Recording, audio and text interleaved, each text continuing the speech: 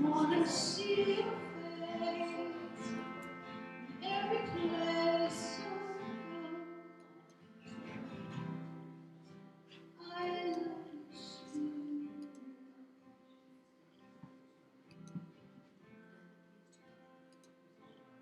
You're in everything, you're everywhere. So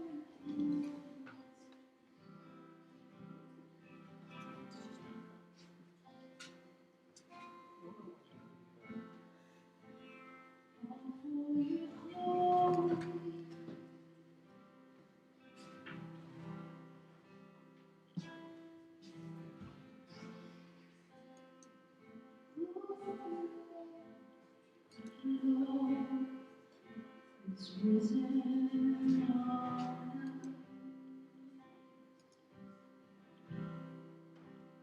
glorious church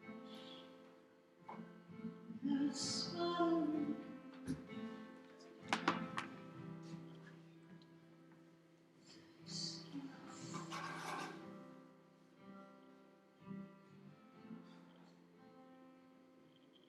It's how you prepare us.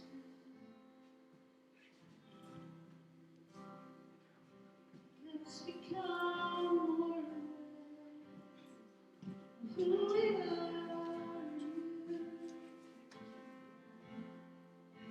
and who you are.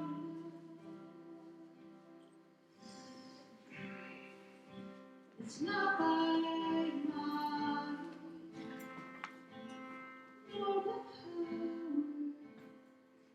but by your spirit.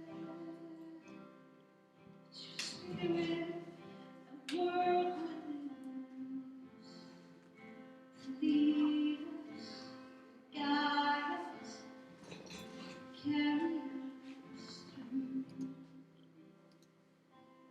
Do whatever you call us to. By your spirit, Lord. It's your spirit at work within us. Give us ears to hear, ears to hear, ears to hear what your spirit is saying. To go or stay, to speak or be still, to pray or rise up, all for your glory, God. We want to walk in your spirit, talk in your spirit, see in the spirit.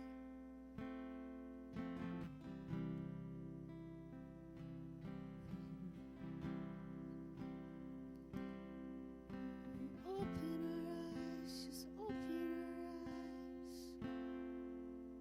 our eyes.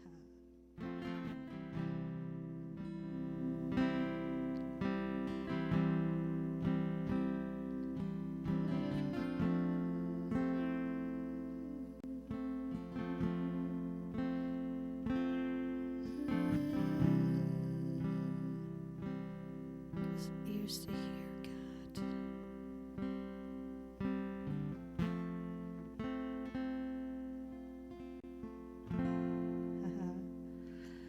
Oh, God, I pray that you would remove anything that's blocking us from hearing your voice.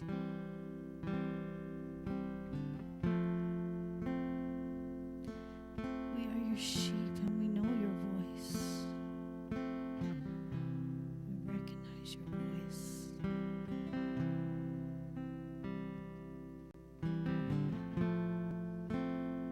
Good and obedient.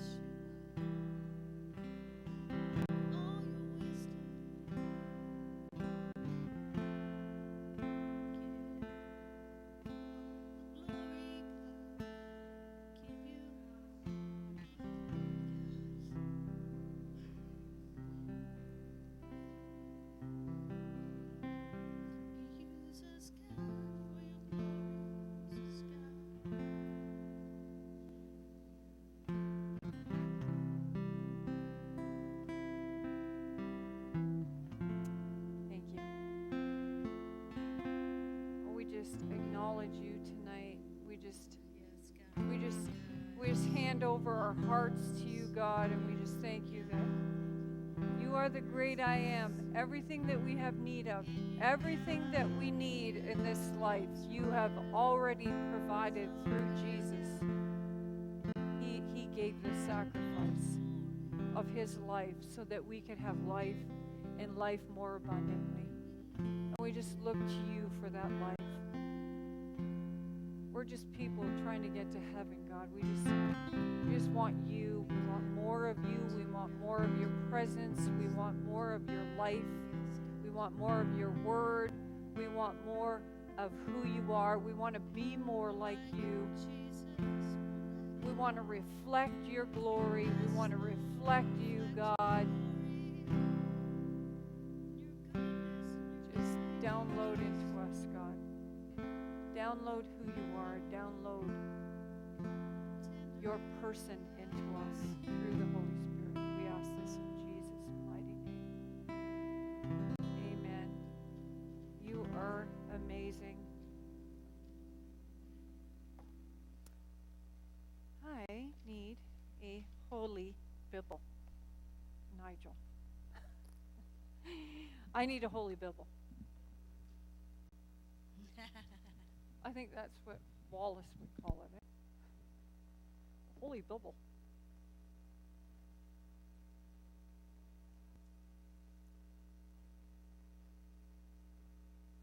Well, you know what? There's a storm raging, but as long as Jesus is in our boat, it doesn't matter what storm is raging. We're going to be okay. Because he is in control.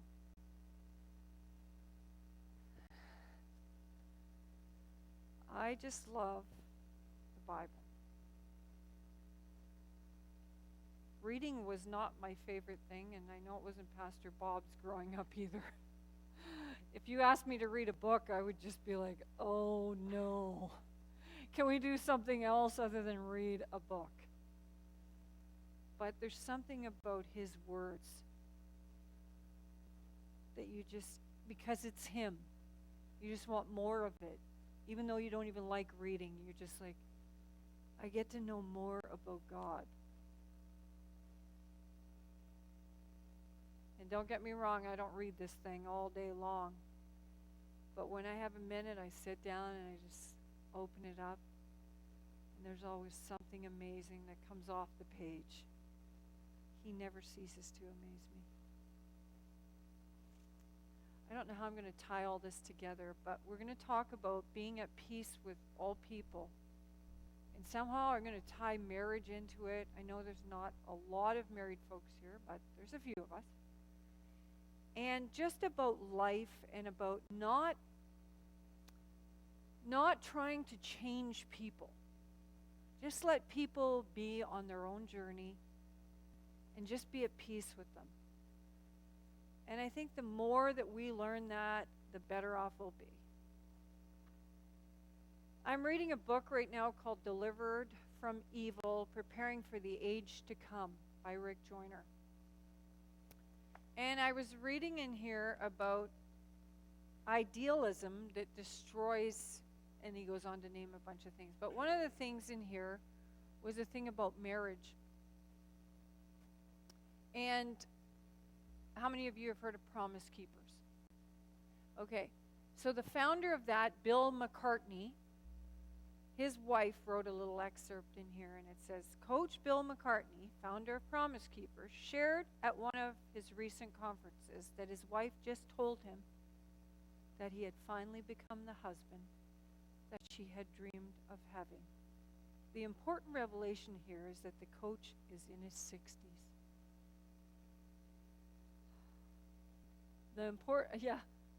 They have been married for 40 years. It took that long for him to become the husband she was looking for. How many brides would have entered into a marriage if they knew it was going to take that long for their husbands to be what they were hoping for?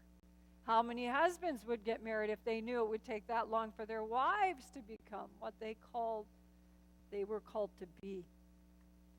and just reading through little things in here. And of course, he brings in the verse about Jesus. Husbands, love your wives as Christ loved the church. And he goes on to explain that Christ loving the church has big differences to a husband loving his wife. The difference is Christ is everything, and he is the very expression of love. And it's going to take a man a while to be able to step into the shoes of loving his wife as Christ loved the church. And he says there's big differences there. But what happens is that books, movies, culture teaches that the idealism of marriage through all of this stuff, that it's supposed to look like a certain thing, so a lot of people give up on it. And this is the biggest attack right now, is on marriages and relationships, to break down and give up. And I don't know what the statistic now is, but it's something like 2 out of 4 marriages end in divorce now, isn't it? Is that what that's really high. And just tying it into relationships as well, we don't give people a chance. We don't look at where have they walked in their life. Who am I to judge that individual and say, you should be living up to where I am? When you get any maturity level at all, you realize that you cannot say this person needs to be here in this relationship with me or anyone else. And marriage, he talks about marriage is the biggest and most hugest faith project you will ever be involved in. And when you throw kids into that picture too, it's even harder, but it can be an amazing journey, and it can be great. And in essence, the whole crux of everything in Christianity is us dying to self. So dying to self in relationships with other people, in our marriage. And he said, unless a seed dies, it can't produce any life. It has to go into the earth, and that seed has to die before it can bring forth any life. And so the whole essence of it is for us to die to self and be able to walk in love with people, especially in a marriage relationship, and let people be who they are. Let people walk on the journey. And Pastor Bob and I have been at this for, there was like 15 years ago, we were in there, and the counselor looked at us and said, boy, you guys are both sitting in your own little corner and nobody wants to move. When you put 2 strong people into a relationship, they expect things. They want things to happen. And they're waiting on the other person to produce what they want, and it doesn't happen like that. We have to die and say that we are going to give in this. We are going to be the giver in this relationship. And I think it's with any relationship, friendships, and then you have to throw into that whole pot, what kind of life are those people living? What can I expect out of this relationship? Be grace-giving in how we treat people, our brothers and sisters. How many verses of Scripture is written about walking in love and preferring one another and loving one another and forgiving one another and giving to each other and keep giving? And how many times must I forgive my brother? 7 times 70 and in one day. And if we keep this cycle going, we will stay in a healthy place. But if we choose to harbor any little seed of unforgiveness, fear, resentment, any sort of little gray area, that thing can fester and grow into something really scary and big. I was telling Julie that Cain and Abel, wasn't very many people on the earth, and Cain's like, there's not enough room on this earth for both of us. You gotta go. Wait a minute, you have the whole planet Earth here. There's lots of room. But we don't give love. We're not willing to stretch out of that place and love regardless of the response. And that's how Jesus said to love. So Hebrews 12. Deb, we're going to go to verse 12. I love this verse. It jumped out at me, and I was so convicted when I read the end of it. I was like, wow, that's a heavy, heavy verse. I've read it before, but I really, you know how you read a verse, but then one day you really hear it. You're like sitting there and you're like, I really get this verse. This Bible is not the message today. But the message is the book to read right now for me. I just love it. This is the New Living. But you can, maybe in the message it might be good. Hebrews 12:12. We're going to start there. Anyway, I was at the OBFF conference, and Pastor Rick had read this verse, and I was just the last part of it just jumped off of there, and I was like, whoa, what a responsibility. So take a new grip with your tired hands and stand firm on your shaky legs. Mark out a straight path for your feet.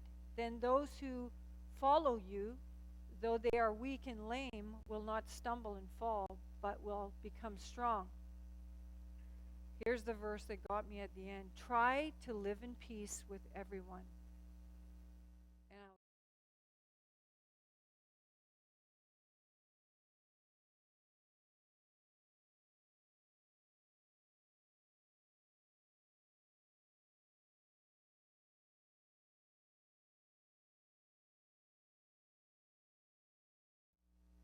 Everyone.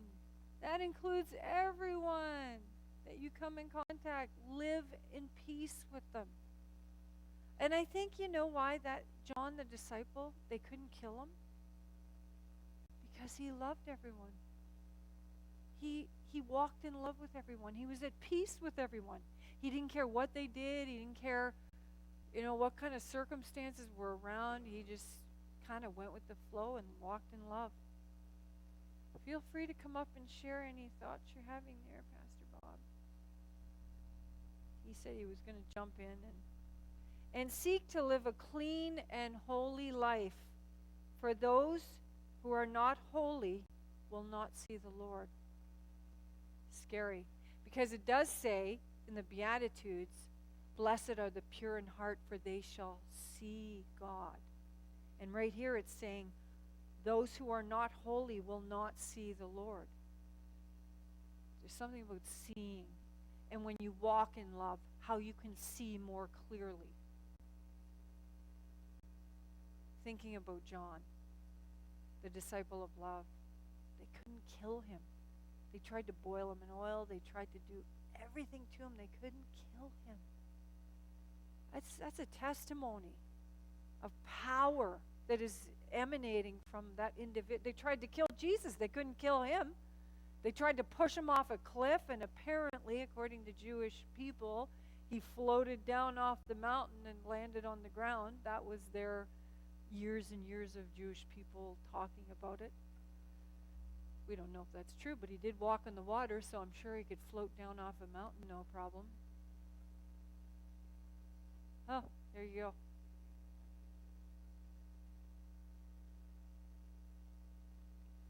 Like, just a revelation of God's love. God so loved the world that he gave his only begotten Son. Just the power in that, knowing God's love for us, should make us be able to walk in love with people. Knowing how God's great love, he gave the best gift that he had, his only Son. How much more can we give of ourselves and our love towards people if he made the ultimate sacrifice? So that really stuck to heart. live at peace with all people, everyone you meet. Live at peace with them. And then Pastor Bob, as we were talking about reading this wasn't quite the message he was thinking of to speak on, but I love this verse. You shared the verse in James. We'll go there. James 4:17, I believe it is. James 4:17.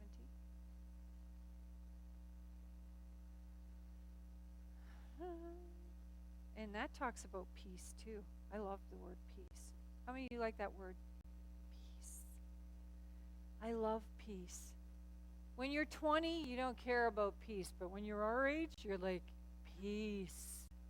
Silence is gold, and I love peace. 3:17. Thank you. Sorry, Deb. I just have to find Hebrews, James is Hebrews, James. There we go. 17. But the wisdom that comes from heaven is first of all pure. It is also peace-loving. Loves peace. The wisdom that is from heaven loves peace, is peace-loving. Gentle at how often? All times. Gentle at all times. I think some of us should get this tattooed on our arm or something.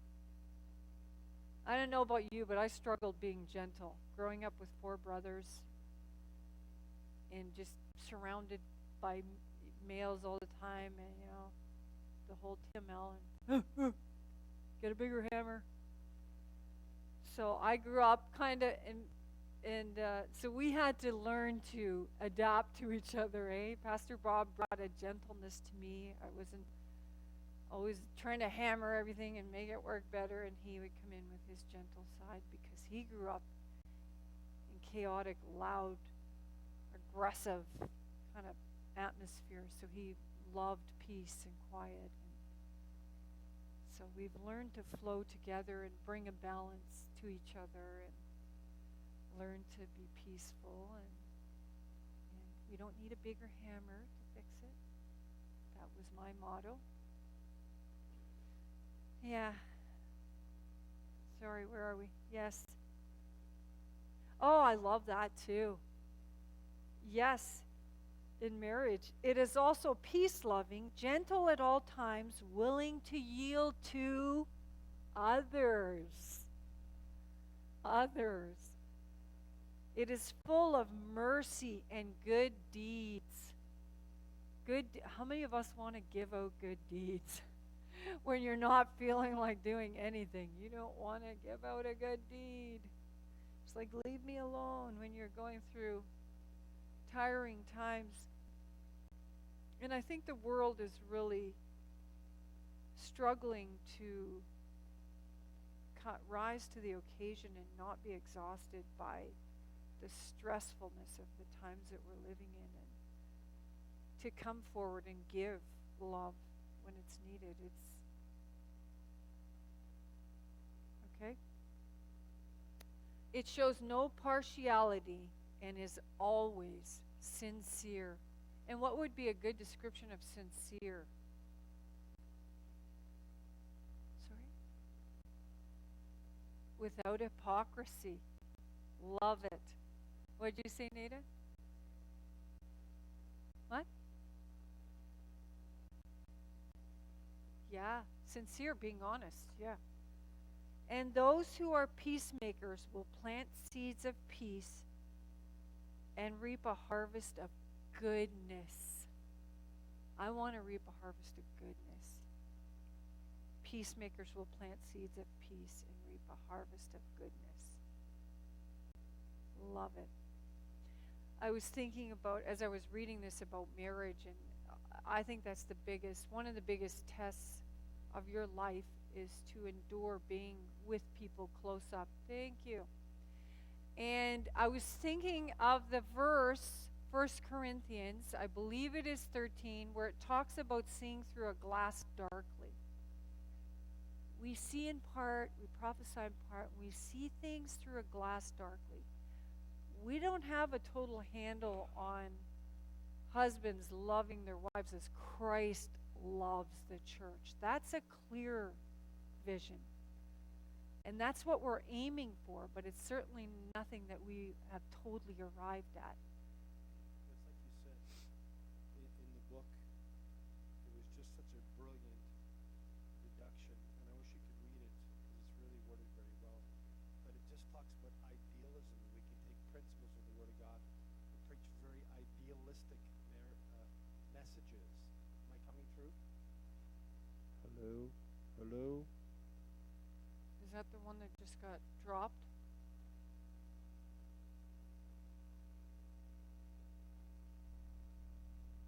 Nina? Been having trouble with this guy, eh? It could be because it was dropped.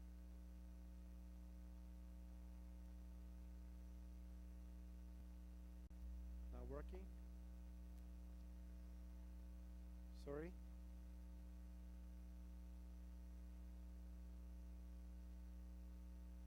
Hello? Hello? Hello? Hello? There. Sometimes if we preach very idealistic marriages where we just take principles and they're all true, but we don't blend in the human factor and the difficulties and the things that people go through, we can really destroy people. Because we say, well, this is the way it should be. And we preach should be messages. And albeit there might be some wisdom sometimes in what the ideal standard is, we have to be very careful that we don't impose that on others. And it's very easy to do in relationships, right? Yeah. So when you're mad and you want to expect something from your partner, that's what you do. You set an idealistic standard, which is impossible to meet. And if they do meet it, all you do is just change the bar anyway. You set the bar higher. It's not fair. It's not right. It's not good. You talk about peace and about creating peace, and the wisdom of God is first peaceable, right? Mm-hmm. That the Bible says, as much as lies with you, be at peace with all men. Yeah. There's something powerful about peace and about someone who's willing to make peace. I think one of the greatest statements that I've learned in the last 10 years is this: I don't want to fight. I'm not fighting with you. I'm just not going to do it. Mm-hmm. So what do you want? Do you want to take it? Take it, because I am not fighting. Yeah. And just the fact, I don't want to fight. There's something wise about that, and there's something about being peaceable and willing to yield and all those different aspects, It's not about losing, it's about peace. Peace is more important than winning, for the most part. Over the years, I would have women say to me, why don't you stand up and demand, that he meets this and he comes up to this plane, and I'm like, I can't demand that of somebody else, to come to a place and come to something that I want myself if that person is not there yet to come to that place. That would be selfish on my part, to say, you need to come to this place. You must come up and live up to my expectations in this relationship. That's unfair because maybe that's an area of weakness for that individual. Maybe they cannot meet that. Maybe physically, naturally, maybe they have too many commitments. I'm talking about just relationships now where they can't meet that. I think that clear communication about your expectations and the things that you would like or needs, I think that that's very vital and very healthy. Oh, yeah. Well, you can so put even it if out the other there, person but if says they no, don't live or I up forget to it, I'll never do that, or whatever, that's a whole different ballgame. Mm-hmm. But at least you can say, I'm pretty sure that this is what I'm looking for. Because sometimes we set expectations not knowing exactly what we're looking for or what that will look like when it comes to pass. And when it does, we don't even know that it's in front of us, and we're unable to appreciate it or to acknowledge the fact that the person made the effort to get to where they are. That's right. Yep. And so therefore all we do is we just crush them and further destroy them by not having the proper appreciation for the fact that they made an effort. So there's a lot of factors involved, So clear communication about your expectations is vital. It's important. But at the same time, you can't demand that from somebody. Yeah.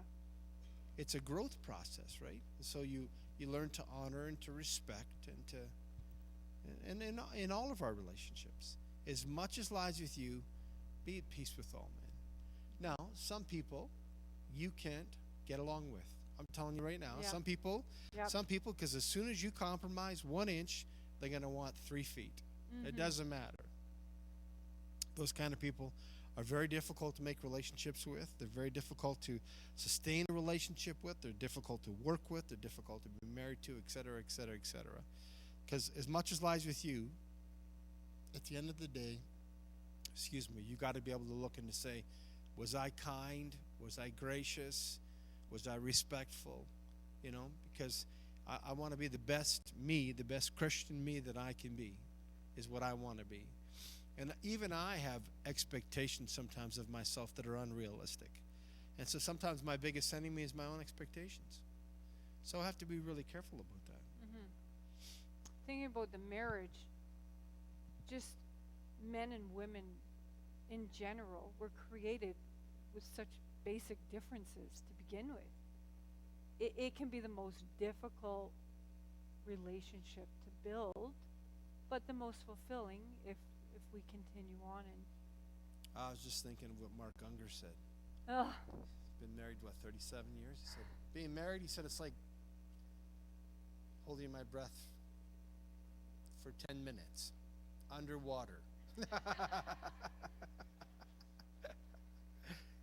he had so many of us Oh my laughing. goodness, he was funny. Wow, he's a funny guy. What's that? Yeah, Their they nothing like to go box. to the nothing box, yeah. We'll never forget that. That was imprinted on our heads forever. The nothing box really helps you to understand men a lot more, that they compartmentalize everything. And that way women are not always demanding them to come out into their spaghetti mess of every thought being connected. When the guy is just like, can we just focus on one thing here, please? Not 500 different things that are all connected to this one thought that you've just brought the up. most puzzling thing for men. How in the world did you go Jump from here that to here? this? How is 'Cause that even 'cause connected? I am lost. I don't see how those two are remotely connected. And women that are more thinkers just laugh because they see women doing that. They're like, Oh my goodness. they understand another woman. What was it he Like said? Mark Unger said, if you ask a woman to Yeah. describe the perfect Like husband, man. she will describe another woman. And I thought, God, that is so true. My goodness. That's why true. it took that poor guy 40 years to get to the place where he became that. He was just, Or did it take her 40 years to recognize that she already had what you needed all along? yeah, it could be. I don't know. I just throwing that thought out there for food for thought. Relationships are hard on a good day.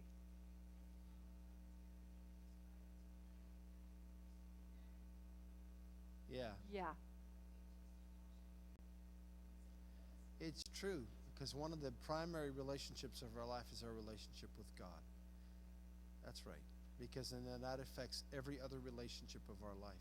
And he will never fail us. Yeah, So Yeah. it helps us and it eases the pain of our relationships out here when they fail us, because we know God will never fail us. So it gives you that mercy to be able to say, they're human. They're not Jesus. They cannot be perfect in their love. I have him to fall back on,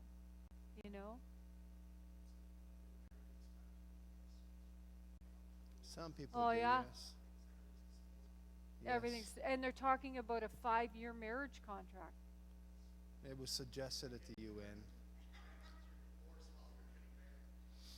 Yeah, talking about your divorce before you are even engaging in it. Prenuptial.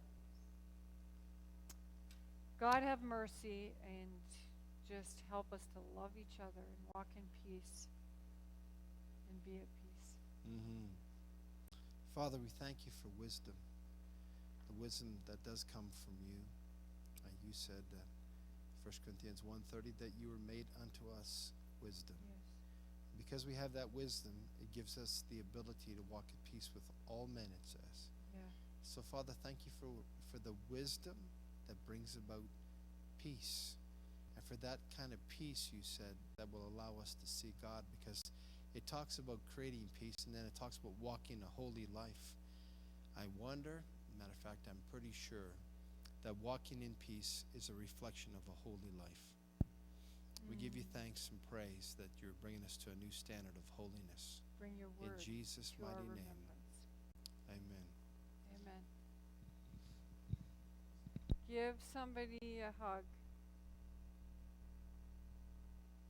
Boys with boys, girls with girls.